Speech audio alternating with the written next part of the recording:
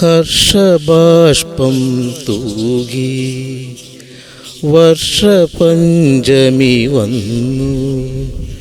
ഇന്ദുമുഖി ഇന്നു രാവിൽ എന്തു ചെയ്യൂ നീ, എന്തു ചെയ്യൂ നീ. ഹർഷബാഷ്പം തൂകി വർഷപഞ്ചമി വന്നു. ഇന്ദുമുഖി ഇന്നു രാവിൽ എന്തു ചെയ്യൂ നീ, എന്തു ചെയ്യൂ നീ. ഏതു സ്വപ്ന പുഷ്പവനം നീ തിരയുന്നു, ഏതു രാഗകൽപ്പനയിൽ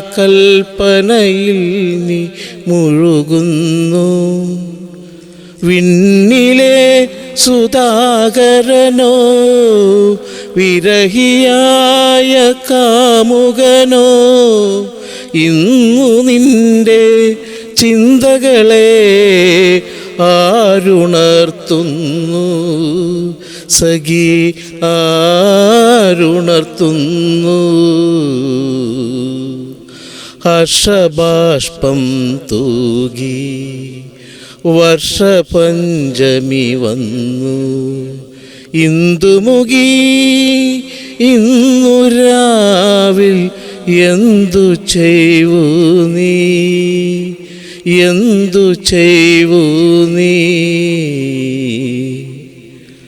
ശ്രാവണ നിശീതിനിതൻ പൂവനം തളിർത്തു. പാതിരാവിൻ താഴ്വരയിലെ പവിഴമല്ലികൾ പൂത്തു. വിഫലമായ മധുവിധുവാൽ വിരഹശോകസ്മരണകളാൽ അകലെയൻ കിനാക്കളുമായി ഞാനിരിക്കുന്നു, സഖി ഞാനിരിക്കുന്നു. ഹർഷബാഷ്പം തൂകി വർഷപഞ്ചമി വന്നു. ഇന്ദുമുഖി ഇന്നു രാവിൽ എന്തു ചെയ്യൂ നീ, എന്തു ചെയ്യൂ നീ. സുരേഷേട്ടാ നമസ്കാരം. നമസ്കാരം. എന്തൊക്കെയാണ് വിശേഷങ്ങളൊക്കെ? നല്ല വിശേഷം. എന്താ ചെയ്യണം സുരേഷേട്ടൻ ജോലി? ഞാൻ ആക്ച്വലി സൗദിയിലൊരു എയർലിങ്ക് കാർഗോ എന്ന് പറഞ്ഞൊരു കമ്പനിയുണ്ട്. അതിൻ്റെ കൊച്ചിയിലെ ബ്രാഞ്ചിൻ്റെ ഓതറൈസ്ഡ് പേഴ്സൺ ആണ്. കൊച്ചിയിലെ എയർപോർട്ടിലാണ് ഞങ്ങളുടെ കാർഗോസ് ഒക്കെ വരിക. അപ്പോൾ ഞങ്ങളത് ക്ലിയർ ചെയ്തിട്ട് അവിടെ നിന്ന് അയക്കുന്ന ആളുകൾക്ക് ഡെലിവറി ചെയ്ത് കൊടുക്കും. ഒരു സൗദിയിലൊരു പ്രശസ്തമായ ഒരു കമ്പനിയാണ്. ഏകദേശം 52ഓളം ബ്രാഞ്ചുള്ള കമ്പനിയാണ്. കൊച്ചിയിലെ ഓതറൈസ്ഡ് പേഴ്സൺ ആണ്. വീട്ടിൽ ഫാമിലി എനിക്ക് ഭാര്യ അമ്മ മാത്രമേ ഉള്ളൂ. കുട്ടികളില്ല. 25 വർഷമായിട്ട് കല്യാണം കഴിഞ്ഞിട്ട് കുട്ടികളില്ല. പിന്നെ കുറച്ച് പെറ്റ്സ് ഉണ്ട്. അവരാണ് നമ്മളെ ഏറ്റവും കൂടുതൽ സ്നേഹിക്കുന്നത്. കറക്റ്റ് വീട് പറയുകയാണെങ്കിൽ ചൊവ്വല്ലൂര് നാരായണപ്പടി എന്ന് പറഞ്ഞൊരു ജംഗ്ഷൻ ഉണ്ട്. അവിടുന്ന് താഴത്തേക്ക് ഇറങ്ങി കഴിഞ്ഞാൽ ആദ്യത്തെ വീട്. ഏകദേശം 15 വർഷമായിട്ടുള്ള ചൊവ്വല്ലൂർ എത്തിയിട്ട് ഞാൻ ഈ ചൊവ്വല്ലൂര് നമ്മുടെ പ്രശസ്തമായ ചൊവ്വല്ലൂർ കൃഷ്ണൻകുട്ടി അത്രയും പ്രശസ്തനായിട്ടുള്ള ഒരാളുടെ നാട്ടിൽ വന്ന് ജീവിക്കാൻ സാധിച്ചാൽ വളരെയധികം സന്തോഷമുണ്ട്. പാട്ടുമായിട്ട് ഈ പാട്ട് മേഖലയിൽ വന്നിട്ട് ഞാൻ അധികമായിട്ടില്ല. ഞാൻ ആദ്യം ഗാനങ്ങൾ ഇങ്ങനെ ആസ്വദിക്കുന്നുണ്ടായിരുന്നുള്ളൂ. പാടാൻ ഇങ്ങനെ ശ്രമിക്കാറില്ല, പോകാറില്ല. പിന്നെ എനിക്ക് കൂടുതൽ ഒരു വഴിത്തിരിവ് എന്ന് പറഞ്ഞാൽ ഞാൻ ഇവിടെ വന്നു കഴിഞ്ഞപ്പോ ധർമ്മരാജ് എന്ന് പറഞ്ഞൊരു സുഹൃത്തായിട്ട് ആ പുള്ളിയുടെ അടുത്ത് പോയി കഴിഞ്ഞപ്പോ പുള്ളി ഭയങ്കര കോൺഫിഡന്റ് ആണ്. എന്തിനൊരു നല്ലൊരു സ്റ്റേജ് ആർട്ടിസ്റ്റ് ആക്കി എടുക്കാന്നൊക്കെ പറഞ്ഞു. പക്ഷെ എന്റെ സമയം അതിനെ അനുവദിക്കുന്നില്ല. കാരണം എന്ന് വെച്ച് കഴിഞ്ഞാൽ ഞാൻ ഈ ആഴ്ചയിൽ 2 ദിവസം ഇവിടെ ഉണ്ടാവുള്ളൂ. അപ്പൊ അതിനനുസരിച്ച് റിഹേഴ്സലിന് പോകാനും പറ്റുന്നില്ല. ഒത്തിരി അപ്പൊ നമ്മളതൊരു പ്രൊഫഷൻ ആക്കി എടുത്തിട്ടില്ല, നമ്മളൊരു പാഷൻ ആക്കി എടുത്തേക്കാണ്. അത് മതി, നമുക്ക് പാടി ആസ്വദിക്കല്ലോ. അതെ അതെ അതെ അതെ. ഇപ്പൊ ഈ സ്റ്റേജുമ്പോ കയറാറുണ്ട്? സ്റ്റേജിലൊക്കെ പോകാം. ഇപ്പൊ ഇതിന് ശേഷം ഇപ്പൊ ധർമ്മേട്ടൻ പരിചയപ്പെട്ടതിന് ശേഷമാണ് ഈ ശരിക്കും പാട്ട് മേഖലയിൽ, അതായത് ഈ സ്റ്റേജുമ്പോ കയറാൻ തുടങ്ങിയതിന് അല്ല അതിനു മുമ്പ് ഞാൻ ലൈവായിട്ട് ഗാനമേള എന്റെ അങ്കിളൊക്കെ തബലിസ്റ്റും കാര്യങ്ങളൊക്കെയാണ്. അപ്പൊ അവര് സംഗീതമായിട്ട് ബന്ധപ്പെട്ടാണ് എന്റെ അമ്മയുടെ ഫാമിലി. അപ്പൊ അവരുടെ കല്യാണ ആവശ്യങ്ങൾക്കൊക്കെ പ്രോഗ്രാമൊക്കെ വരുമ്പോ അവര് ലൈവാണ് ഇടുക. ലൈവില് ഞാൻ പാടാറുണ്ട്. ഞാൻ 1-2 പ്രോഗ്രാമിന് ചെയ്തിട്ടുണ്ട്. പിന്നെ സുരേഷ് ഏട്ടൻ ഒരു നമ്മുടെ ജയചന്ദ്രന്റെ നല്ല കട്ട അതെ തീർച്ചയായിട്ടും. ഞാൻ എന്റെ കൂടുതൽ പാട്ടുകൾ പ്രിഫർ ചെയ്യുന്നത് ജയചന്ദ്രൻ മാഷിന്റെയാണ്. ശരി. അദ്ദേഹത്തിന്റെ ശബ്ദമായിട്ട് സാമ്യമുണ്ടെന്നാണ് സുഹൃത്തുക്കൾ പറയുന്നത്. പക്ഷെ എനിക്ക് അങ്ങനെ തോന്നിയിട്ടില്ല. ഒന്നും കൂടി ശ്രമിക്കുകയാണെങ്കിൽ പറ്റും. കാരണം അദ്ദേഹത്തിനൊരു മോഡുലേഷൻ വരാനുണ്ട്. അപ്പോ എനിക്ക് ഇഷ്ടപ്പെട്ടൊരു പാട്ടിൽ ഒന്നാണ് ഇപ്പൊ പാടിയത്. അതെ ഹർഷഭാഷ്പം. അയ്യോ എന്താ പാട്ട്. ഞാനിപ്പോ എന്റെ ഒരു ആദ്യത്തെ ഒരു ഇന്റർവ്യൂ ആണ്. അപ്പൊ അതുകൊണ്ട് എനിക്ക് അതിന്റേതായിട്ടുള്ള ടെൻഷൻ കാര്യങ്ങളും കറക്റ്റ് ശ്രുതിയിലാണ് പോയതെന്നൊന്നും എനിക്ക് കറക്റ്റ് അറിയില്ല.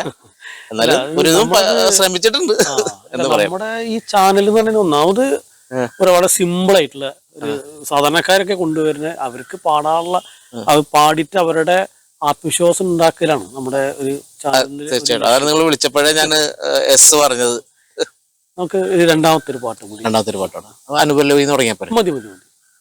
കളമൊഴി നീ പൊട്ടിച്ചിരിക്കുന്ന നേരത്ത് കൈകൊട്ടി കളിത്താളം മുഴങ്ങുന്നു.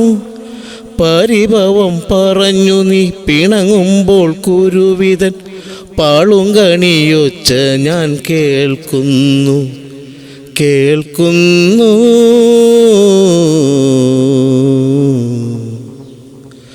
മലയാള ഭാഷതൻ മാദക ഭംഗി നിൻ മലർമന്ദഹാസമായി വിരിയുന്നു. കിളി കൊഞ്ചും നാടിൻ്റെ ഗ്രാമീണ ശൈലി നിൻ ഉളിയിലക്കരമുണ്ടിൽ തെളിയുന്നു. മയിൽപീലി കണ്ണുകളിൽ മാരൻ്റെ ശരങ്ങളിൽ മാനത്തിൻ മായാ നിറം മലരുന്നു.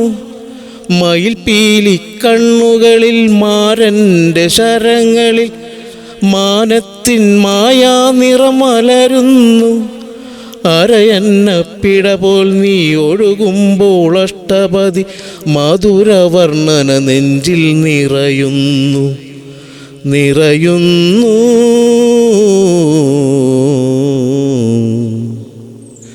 മലയാള ഭാഷതൻ മാദക ഭംഗി നിൻ മലർമന്ദഹാസമായി വിരിയുന്നു. കിളി കൊഞ്ചും നാടിൻ്റെ ഗ്രാമീണ ശൈലി നിൻ പുളിയിലക്കരമുണ്ടിൽ തെളിയുന്നു. ഉമ്മങ്കാച്ചി പാട്ടാണ്. അടിപൊളി നല്ല പാട്ടാണ്. ജയചന്ദ്രൻ എല്ലാ പാട്ടും അടിപൊളിയാണ്. നന്നായി പാടിയിട്ട മാക്സിമം. അതായത് സുരേഷ് ഏട്ടന്റെ ആ പരിമിതിക്കുള്ളിൽ നന്നായി പാടി. നീ പറഞ്ഞ പോലെ കുറച്ച് പിഴവുകളും കാര്യങ്ങളൊക്കെ ഉണ്ട്. കാരണം സംഗീതം പഠിച്ചിട്ടുണ്ട്. ഇല്ല, ഞാൻ കുറച്ച് നാൾ പഠിച്ചു. പിന്നെ ഈ സമയക്കുറവ് കൊണ്ട് ഞാൻ ആ കൊറോണ കാലത്ത് കുറച്ച് നാൾ പഠിച്ചത്. ഒരു മുതിർന്ന ഒരു അധ്യാപകന്റെ കീഴിൽ കുറച്ച് നാൾ പഠിച്ചിരുന്നു. പിന്നെ എനിക്ക് പോയി വരാനുള്ള ബുദ്ധിമുട്ട്, പിന്നെ എയർപോർട്ടിലായതുകൊണ്ട് എനിക്ക് ആഴ്ചയിലൊക്കെ വരുള്ളൂ. അപ്പൊ കണ്ടിന്യൂ ചെയ്യാൻ പറ്റിയില്ല. ഇനിയിപ്പോ എന്തെങ്കിലും ഉണ്ടെന്ന് ഇനിയിപ്പോ ഒന്നേന്ന് തുടങ്ങേണ്ട ഒരു അവസ്ഥയാണ്. എന്നാലും പഠിക്കണമെന്ന് ആഗ്രഹമുണ്ട്. എന്തായാലും നന്നായി പാടി. നല്ലൊരു എപ്പിസോഡാണ്. ഇനിയും ഇതുപോലെ പ്രോഗ്രാം ഒക്കെ കിട്ടുമ്പോ പോവുക, സ്റ്റേജിൽ കയറിയിട്ട് പാടി തമർക്കുക. മെലഡി ഗാനങ്ങൾ കൂടുതൽ പാടാറ്. അതെ, മെലഡീസ് കൂടുതൽ പാടും. സ്പീഡ് ഞാൻ നോക്കിയിട്ടുണ്ട്. ഞാൻ എന്നാലും നമുക്ക് മെലഡീസിനോടാണ് കൂടുതൽ. സ്പീഡ് ഇത്തിരി സ്ട്രെയിനും കാര്യങ്ങളൊക്കെ. പിന്നെ നമ്മൾ സ്പീഡ് പാടുമ്പോൾ എപ്പോഴും നമ്മൾ സ്റ്റേജിൽ പെർഫോം ചെയ്യണം. നമ്മൾ നമ്മുടെ ഒരു ഫിസിക്കൽ കണ്ടീഷൻ വെച്ചിട്ട് പെർഫോം ചെയ്യാൻ പറ്റില്ല. അതിന് പിള്ളേർ വരട്ടെ, നമ്മുടെ തലമുറ കഴിഞ്ഞു. അതെ, അപ്പൊ സന്തോഷം.